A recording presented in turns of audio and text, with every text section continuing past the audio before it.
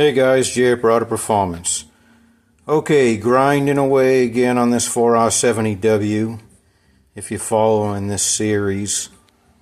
So, I did my little fix to this valve body. If you watched part 3, which I encourage you to, this gauge here, this solenoid's, that was pretty flaky, and that's kind of the problem. Well, it's much more stabilized right now.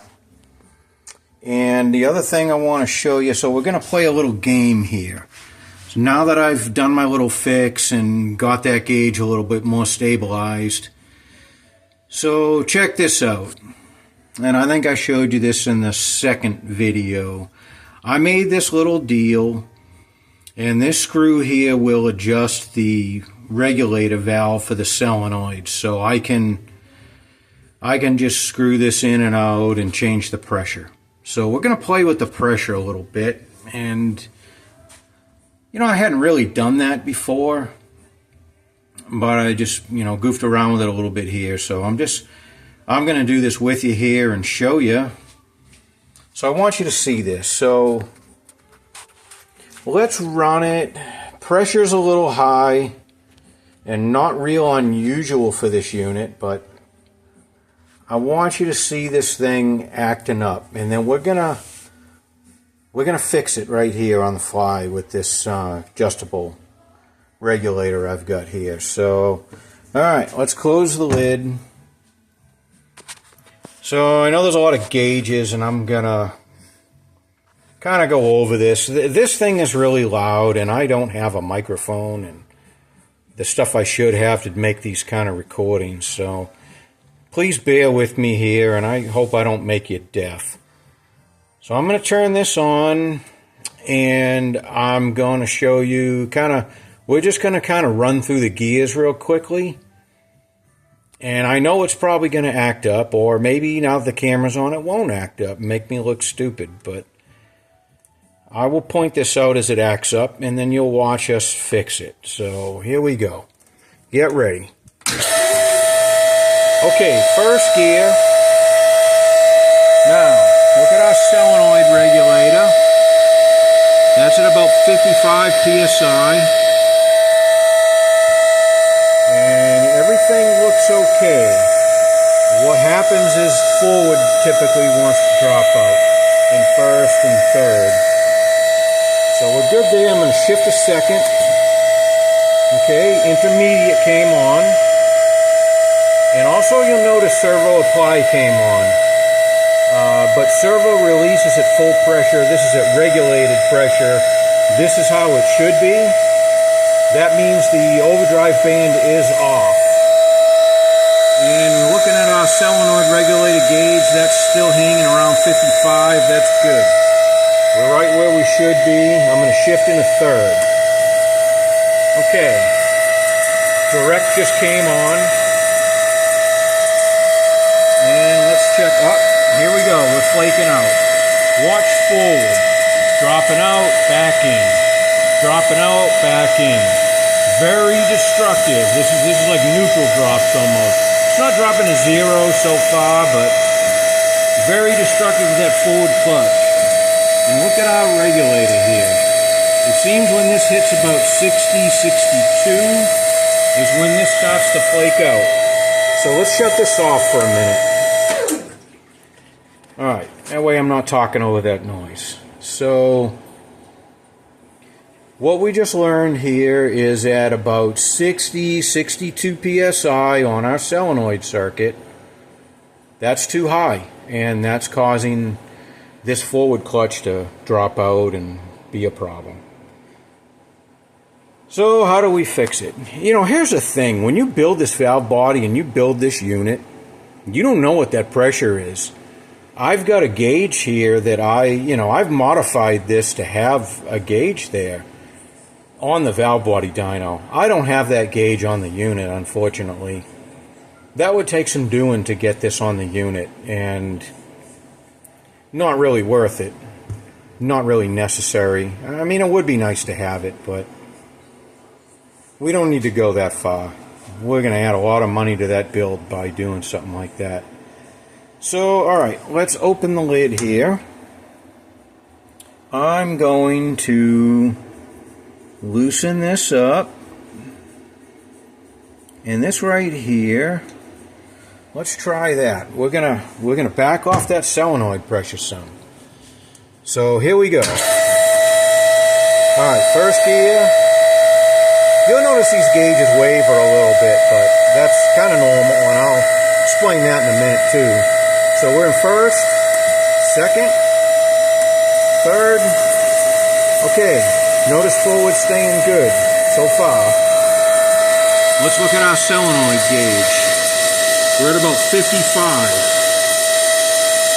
And that's kind of going in a little bit. Notice this gauge is kind of creeping. See, look at that. It's creeping up to 60.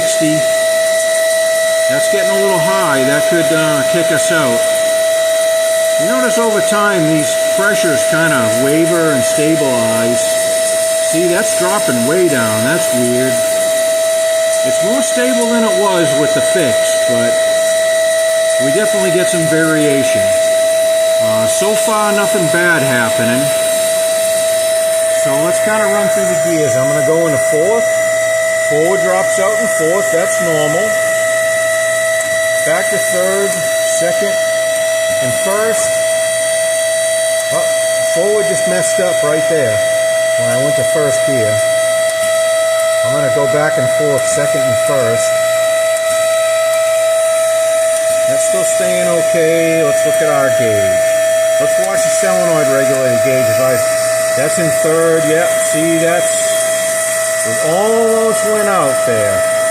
You would never notice that in the car, but I'm seeing it here. So let's shut down. You would never notice that in the vehicle, but it's there. So I'm gonna back this out just a little bit more. So what we've learned is we need to really stay under 60 psi. Otherwise we're gonna have an issue. So here we go. We're about 45. That goes up to 60. Yeah, look at that. Forwards at 90. Still giving us trouble. Third, see, when we close off one of the solenoids, we tend to raise pressure in there, which makes sense. And that's fourth gear. That's normal. Third,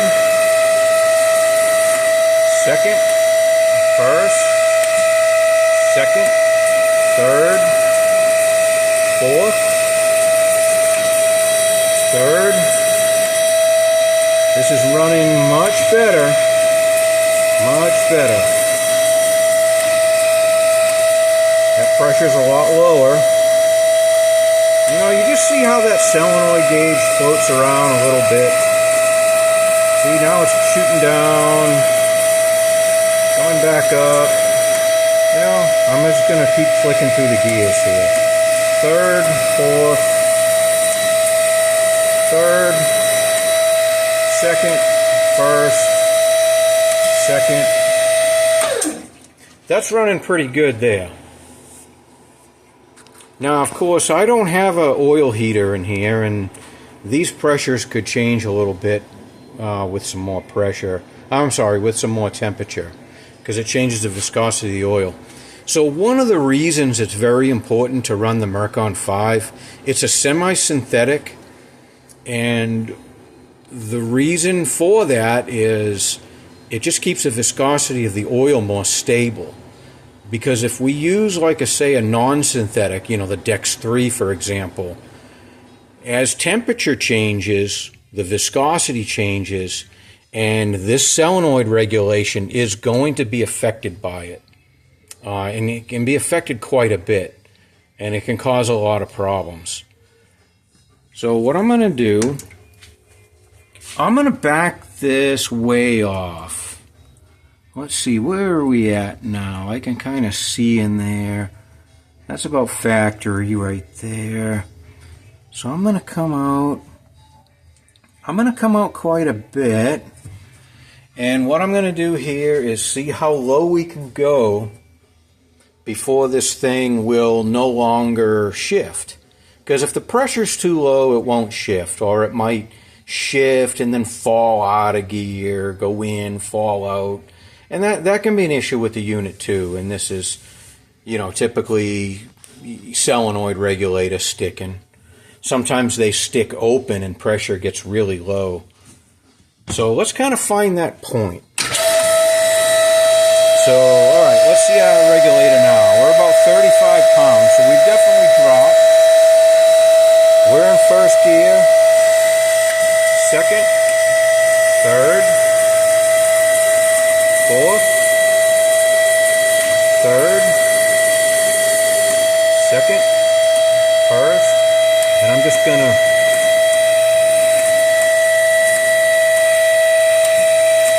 flick through the gears here.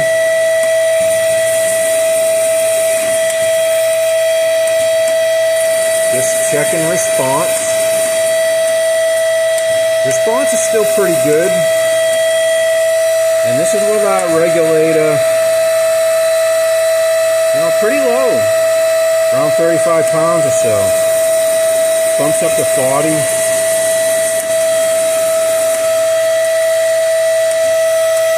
Say there's just a hair more delay when I shift it.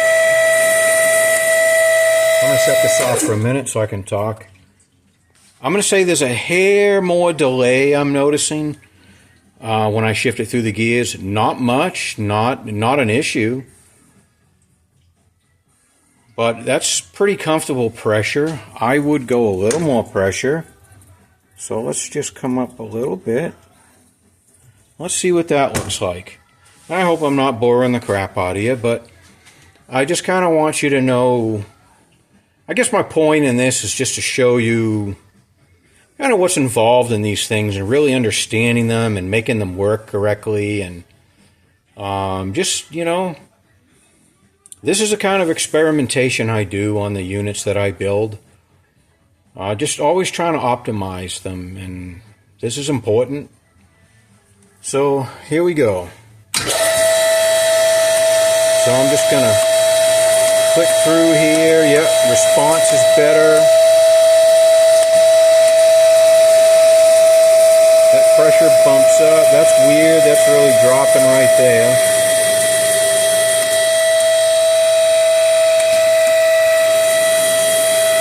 So that's pretty good. I'm just still shifting through the gears, as you can see. I'm getting a little bit quicker response. We could probably bump that pressure up a little bit more. So let's bump that up just a little bit more. But see, what I'm trying to get to here, and I know you're probably like, what the hell is this guy doing? Is he out of his mind? Yeah, kinda. This stuff makes you crazy, but anyways, what I want to do, you can see we have some tolerance. It's dropping down to say 40, going up to 60 or 65 at times. So we're getting a lot of temporary variation. And we kind of have to expect this. The mods I did to it did definitely stabilize this a lot more than what it was. It was just really unruly before, and even when I was adjusting this regulator, man, it just wasn't responding well. Pressure was just really just out of control. But it's manageable right now, and we're going to look and, we look at these swings and see where we need to be, where it's comfortable, where this thing will hopefully never want to flake out and throw into neutral on you, or even, we lose 20, 30 or more % of our forward pressure. And of course, we need to have enough pressure in there, like I said, to keep the shift valves stroked and held in position and all that stuff. So, okay, let's try this one more time. So first,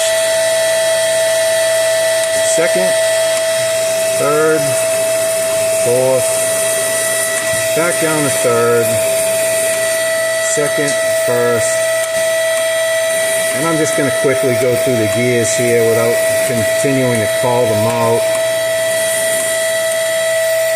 That solenoid regulator staying pretty steady, 40, 45. I'm going to come up just a bit more. I'm being a little bit conservative here, because I'm trying to get to that point where I really like it. One more time. So just going through the gears again. Let's see where it kind of peaks out.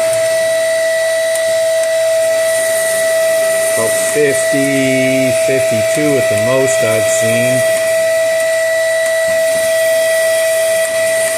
Response is real quick. I'm liking that. We could probably come up a little bit more. I could probably come up a little bit more on that. Well, I think that's good, and I'm going to measure where that spring height is and things like that. And but this valve body's working a lot better, and just a couple little tweaks on it. This is something I'd be comfortable shipping to the customer. Just working much better now. And you have to expect some variation in these. You know, when you're analyzing every circuit at the same time like this, you know, you're going to see these variations in things. And these gauges that I have, they are not dampened very much at all. They're not liquid filled. They're just, and I like them. I like them twitchy because I want to see what's going on. I purposely don't buy the high dollar liquid filled ones that are, you know, really dampened. I don't like that.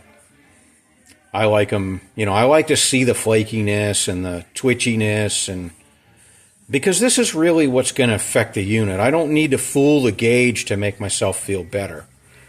That doesn't help anybody. So I'm hope that this kind of helped you in some way. It probably didn't. I know I didn't show you the fix, but you know, I can't tell you everything. I got to have a few secrets. And really, I think now that, you know, if you're a builder and you have an understanding of this stuff, I think you kind of see what I'm going with here, and you know what to look for and those sort of things. And so basically, if you're a builder and you're not going to go out and buy or build a valve body dyno and things like that, what you need to do, and it's real simple, just build your unit and test drive, because there is a port in the case for forward. You have that option. You don't have the solenoid option, but that's okay. Drive it cold, drive it warm, look it forward. If you're not dropping pressure in any of the gears and everything looks good, you can be confident that this is going to go good for the customer. Now, if they really way overheated or, you know, something unexpected, yeah, that could cause a problem. But you overheat any unit, it's going to be a problem, not just this one. So, you know, customers should be running a temperature gauge and not letting things get crazy hot and all that sort of thing. These units don't typically run very hot because they have a lockup converter. Now, if you make a race unit and you eliminate lockup and you put a small converter in there, yeah, that's a different story. You know, you may have to make some adjustments for that, but for the most part, again, you know, with any unit, I don't care what emblem is on the hood or how many speeds it has, you can't overheat them. Not too much and not too long. So, but anyways, I hope this helped you or was entertaining in some respect.